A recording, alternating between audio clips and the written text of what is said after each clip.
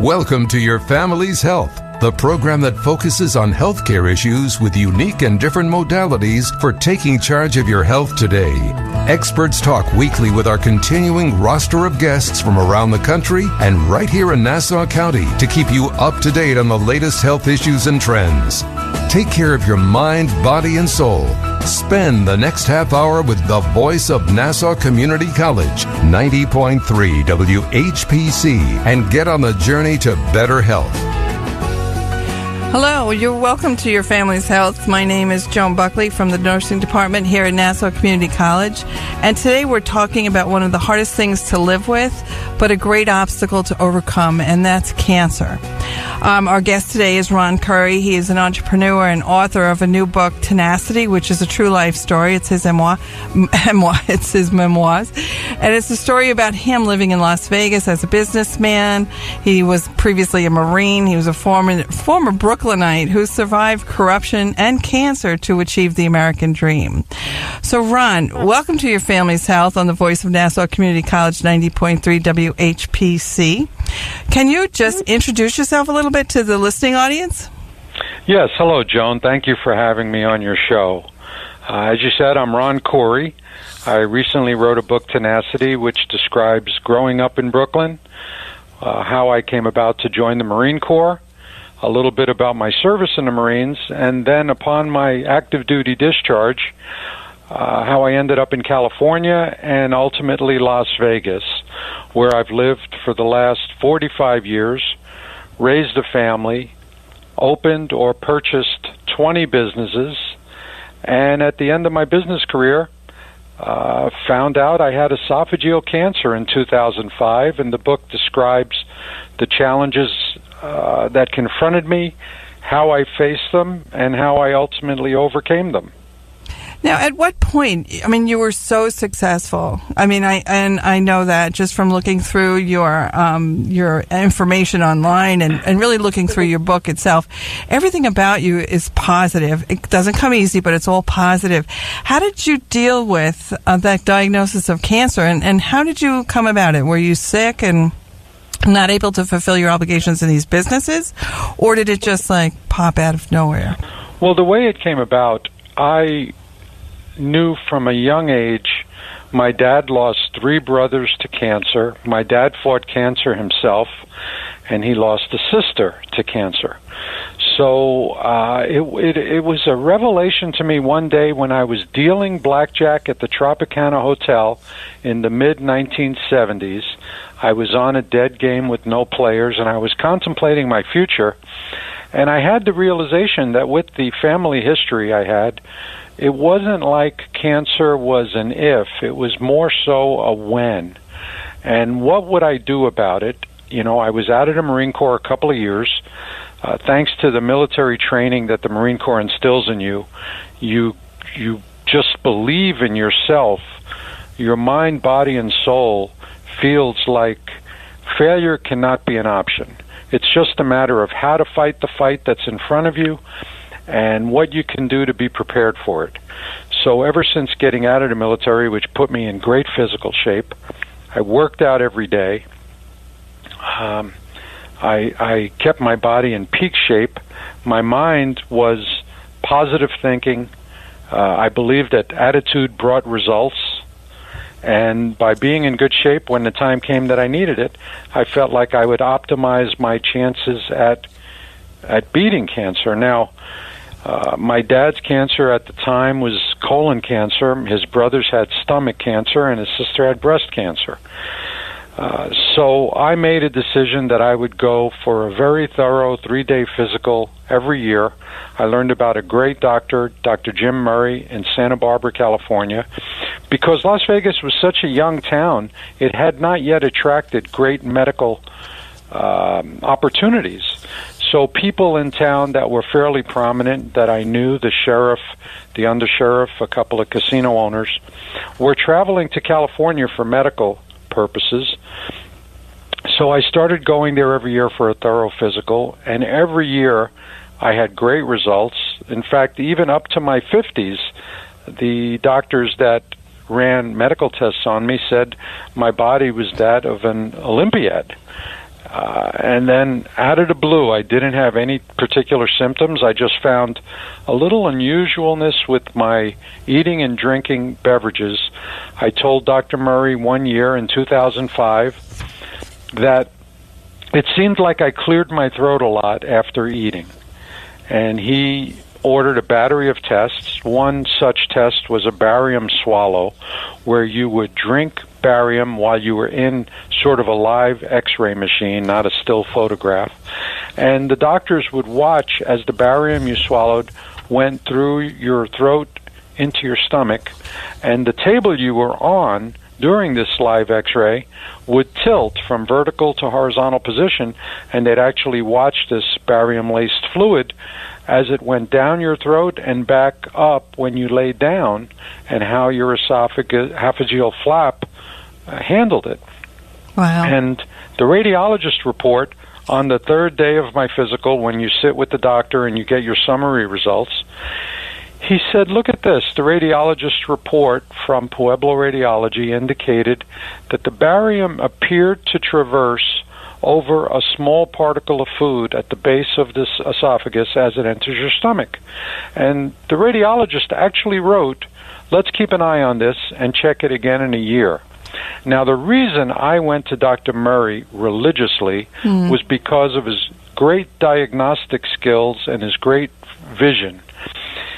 And you would think most doctors would read a radiologist report and say, okay, we'll follow his advice. Well, Dr. Murray said, Ron, I want you to stay in Santa Barbara an extra day, because if this is not a small particle of food, if it's a very early stage tumor, you won't be alive in a year, because esophageal tumors are so aggressive.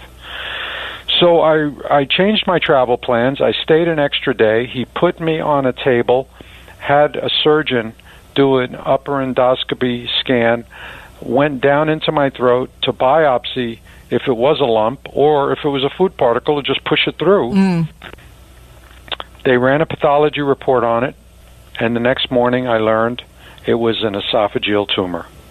I learned at that time that esophageal cancer had an 8% survival rate. Dr. Murray was going to send me down to Southern California to USC Medical Center, where a Dr. Tom DeMeester specialized in such procedures. And pretty much a turnaround in my life, because at that time my business career had grown to the point I had a planned trip to Costa Rica, where a senatorial friend of mine introduced me to the incoming president of Costa Rica, who wanted to start developing real estate in his country, much like we did in the United States with homeowners associations and the like. Asked this senator for someone to recommend to advise him in not only developing real estate, but also in developing gaming there. Now, I was a gaming licensee. I was also an active realtor and an investor.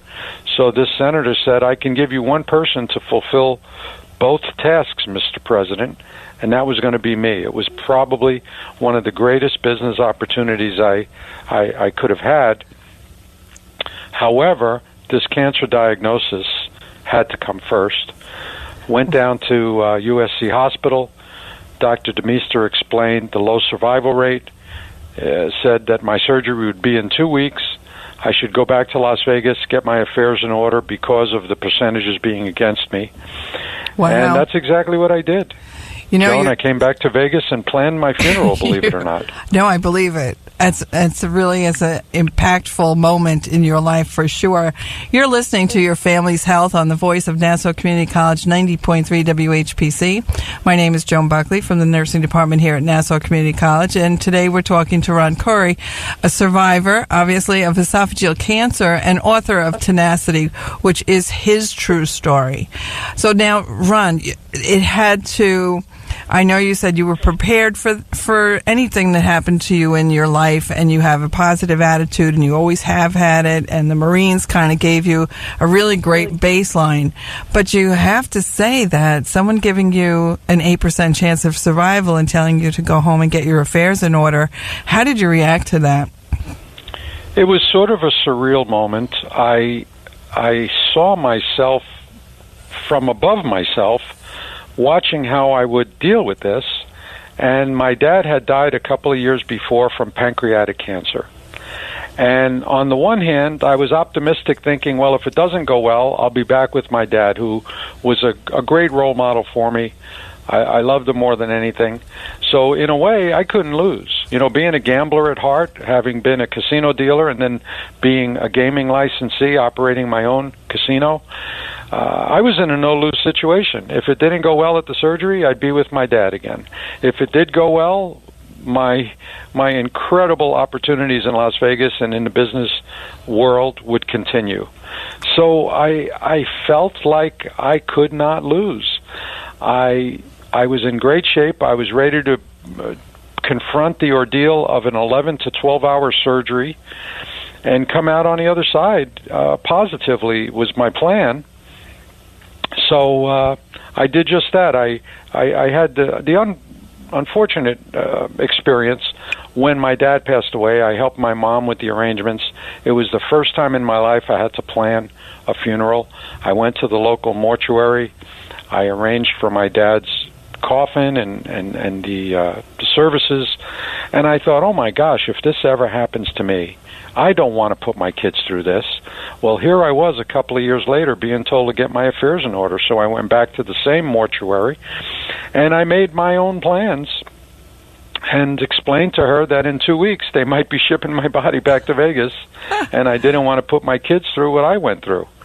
Well, listen, what kind of support did you have, though? I do remember reading through a number of your reviews, and you have a phenomenal family. And I know you mentioned your wife as a big part of who you are and support through everything. So how is that handled now? Was this kind of just your problem, or did it become like something that everyone that was involved with your life took a little bit of a place in it?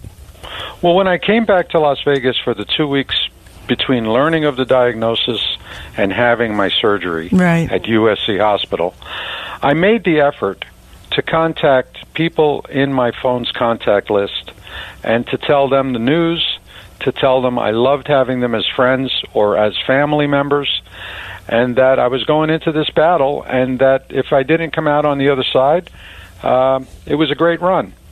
So I really had great perspective in my mind that I had resolved anything. Anyone who I felt had a positive impact in my life, I had the opportunity to tell them thank you. Anyone who I might have felt like I had hurt, I had the opportunity to express regret. And my soul was at peace with everything around me. I told people what they meant to me, and I went into this surgery with an attitude that I think you have to have to defeat anything in business or in health, with a positive attitude. I had a good friend in Dr. Paul Smith, a local chiropractor who had great medical knowledge. He came down to the surgery with me, and a dear friend named Don Tamburo, who lived in Texas, he was a car dealer. When I told him the news, he said, "Oh my gosh, Ron, you always look like you're in the peak of fitness. I can't believe this. I'm going to send my personal jet to take you to surgery." And I said, "Don, that's not necessary. It's a short flight to Burbank. I've already booked it on Southwest Airlines." And he said, "No way. You're going to get on a plane with 90 people coughing and sneezing when you're going into the battle of your life." He sent his plane for me. Paul and I got on it. His pilot took us to Burbank Airport, and I went into USC with just a great mental attitude, and my wife Joan stayed home with our 3 children. At my request, I said, "Look, I really don't need to be worrying about how I appear to you during if I come out of the surgery alive. I'm going to be in the hospital for a month." I said, "You need to stay home, take care of my mom, take care of the kids." Wow. And actually, I went into surgery December 5th, 2005. And didn't get home until the second week in January, where I had the great honor and privilege of walking my daughter down the aisle. And, wow. This is incredible. These little stories from someone that's so business-oriented, and yet they're so personal. These little pieces are really beautiful.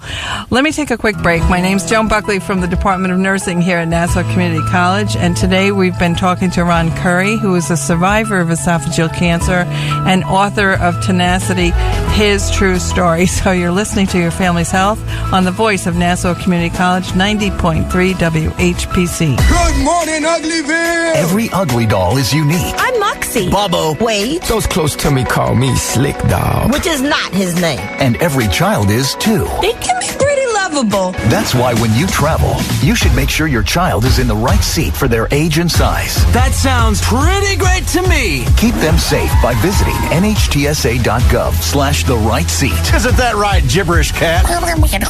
Brought to you by the National Highway Traffic Safety Administration and the Ad Council. We now return to Your Family's Health on the voice of Nassau Community College, 90.3 WHPC. Thanks for being with us today. This is Joan Buckley from the Department of Nursing here at Nassau Community College, and today we've been talking to Ron Coury, survivor of esophageal cancer and author of Tenacity. What a great word, and what a great description of your personal life and your business life. So, Ron, before the break, you mentioned that you got all your affairs in order. Everything was in order. You told everybody that this was okay. You've done everything. You're in a good place. And blah, blah, blah. Did you get a lot of pushback? Did anybody say, no, what are you kidding? You need to, don't you feel bad? Did you get any vibes that were not positive, ones that you needed to stay away from? Because I know it's a tough word to handle, and it's definitely a tough situation because everybody's experienced it at different levels.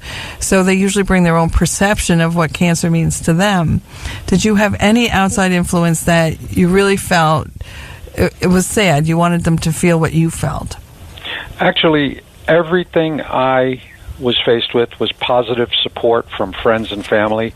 They had watched me during the 70s, 80s, and 90s overcome political and police corruption that tried to do away with me as a competitor to a local government official. They felt the same positive mental fortitude that I did. My determination to persevere in the face of adversity was a trait that I do thank the Marine Corps and my dad for. And all friends and family were 100% supportive. They said, if you need something, you know how to find us. Go kick this thing in the butt. Come back to Vegas. And I really felt like everything was in place to go do battle. And that's what I did. I went into that surgery with a ferocity that I wanted it to be unmatched. The surgeon said I was in such great physical condition, I was a good candidate for the surgery. And ultimately, he took out my esophagus and half my stomach to make sure that in taking out all the cancer, that it would not return, through a cell or a lymph node traveling to another organ. So the surgical team he amassed was first rate. And USC Hospital did a marvelous job helping me get through it. Don sent his jet back from Texas to take Paul and I back to Vegas in January. And then I was in for a 1 to 5 year recovery period. Without an esophagus, people don't think about it. You can never lay flat because anything that's in your remaining stomach will come right up through your throat. There's no esophageal flap to keep it down. So little things change in life, like needing an adjustable bed and never laying on a flat table for a massage. Mm-hmm. But, these are minor inconveniences compared to facing death. So tell us, you've had some amazing experiences that have stressed you and you've come out on top, including this physical one. So why Tenacity? When did you start writing the book? Well, because it incorporates all of it. It incorporates every part of you. Mm-hmm. Well, come 2015, I was in the automobile dealership business with my friend Don. He moved to Vegas in 2009. In 2010, we bought a car dealership named Planet Hyundai. We took a dealership that was struggling during the economic downturn, and we tripled the business there through a partnership and friendship that was tremendous. We grew that from one dealership to 7 dealerships between Las Vegas, Henderson, Nevada, and Monterey, California. So come 2015, in answer to your question, I sold my interest in the car dealerships and in any neighborhood taverns and casinos I owned, and I was retired for the first time in 40 years with actually nothing to do except manage my personal real estate holdings.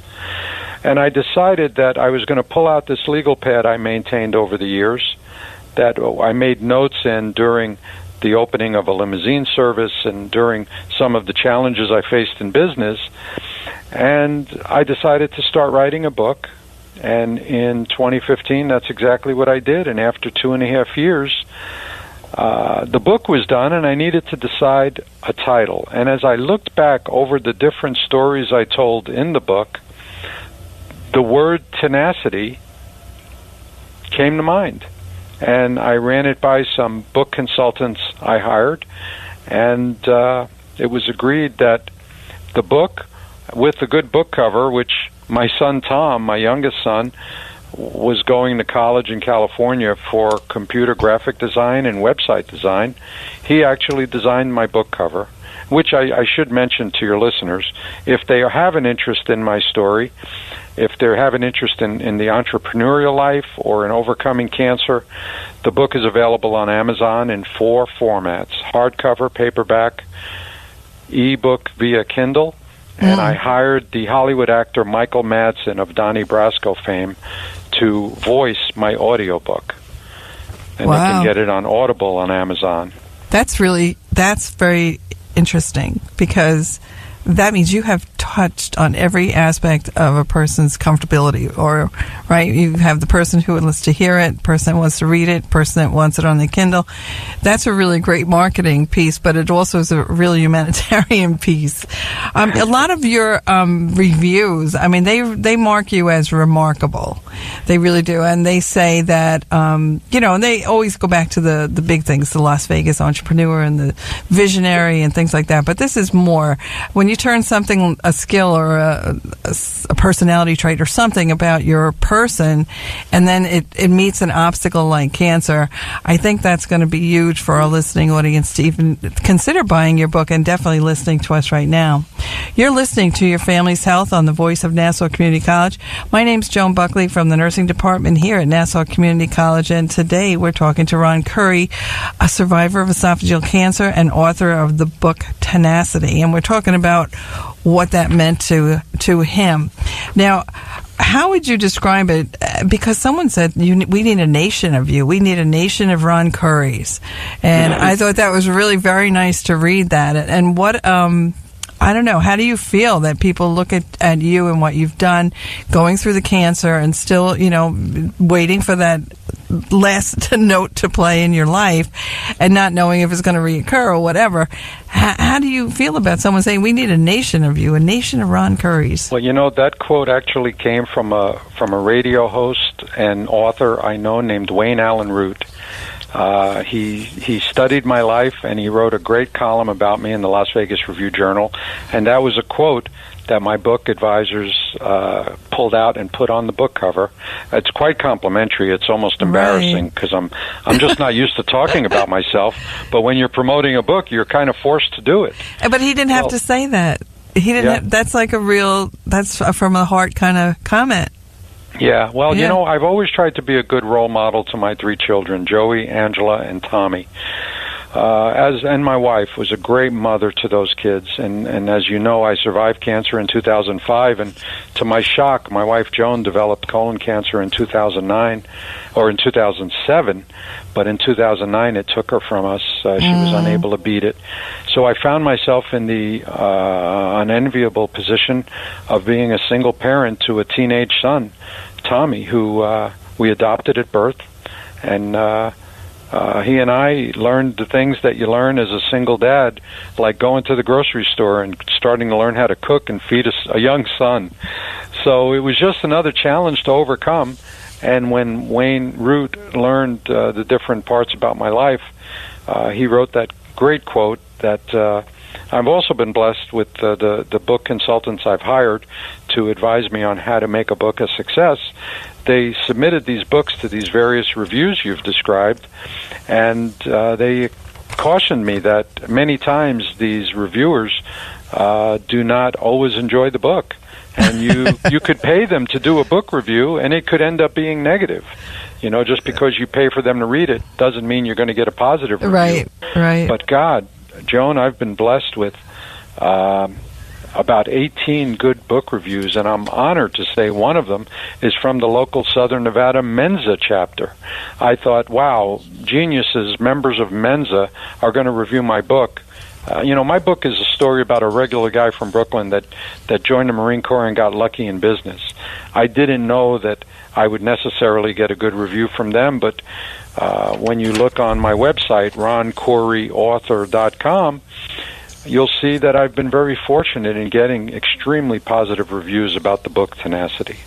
But they make you, they humble. They're not talking about a guy who is so big and so full of himself. They talk about a real man, which I think is really interesting because I look through them. Sometimes I just want to, feel who the person is, and I find it's better if I either listen to them, their voice, or if I read what people wrote about them.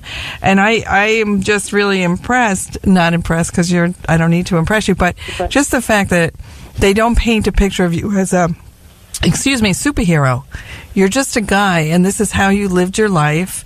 This is how you dealt with your careers, and then your family, right, with your son, who actually was helpful with the book. And then it's just a real story. I mean, it's not, although they say that you're a natural storyteller, I think it came through in the book that you're a natural storyteller because it's your story. Does that make any sense? I'd like to emphasize it's important for your listeners to know you need good friends, you need good family, but you can't have good friends unless you are a good friend.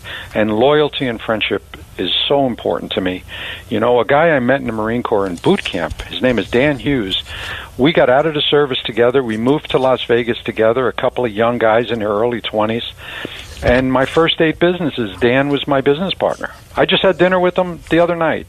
Now, I'm 67, he's 71, and we're as close of friends as we were 45, 50 years ago. That's wonderful. To have good friends, you need to be a good friend, and that's a message I'd like to instill in anyone that's listening. That's the perfect timing. That's the perfect sentiment to let our people go away with from this really wonderful half hour. I want to thank you for being here, Ron Coury, cancer survivor and author of the great book, Tenacity, which is your true story. And I want you to just, if there's anything you want the listening audience to know or hear other than be a good friend is important, this is a perfect time to just let them hear it. Well, the only message I'd like to impart on my kids and my friends is this. There's never a wrong time to do the right thing. When you're confronted with challenges, maybe the easy way isn't necessarily the right way to make a choice in life. So if you always do the right thing, you'll never look back and regret it. Wow. This is Joan Buckley from the Nursing Department here at Nassau Community College, and we want to thank you for listening to this week's edition of Your Family's Health. We'd like to get your feedback on your family's health. Send your comments by emailing them to whpc@ncc.edu. Podcasts of today's show are available on iTunes, Android Podcasts, and Spreaker.